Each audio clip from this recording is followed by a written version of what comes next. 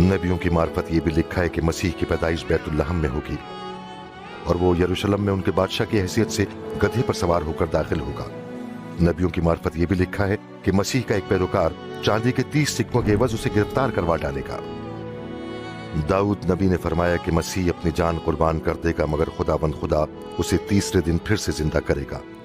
Daniel नबी ने मसीह को आदमजाद कहकर मुखातिब किया और फरमाया कि वो बादलों पर उठाया जाएगा और आसमान तक पहुंच जाएगा जहां खुदा उसे तमाम कौमों के लोगों पर अबदी इख्तियार बख्शेगा।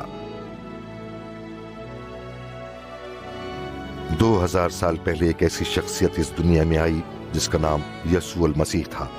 जब लोगों ने उसके अजीब काम देखे जो उसने किए तो एक दूसरे से पूछने लगे, क्या यही मसीह है? नबियों ने जो कुछ आने वाले मसीह के मुतालिक फरमाया था, क्या वो सब कुछ इसकी जिंदगी में पाया जाता है?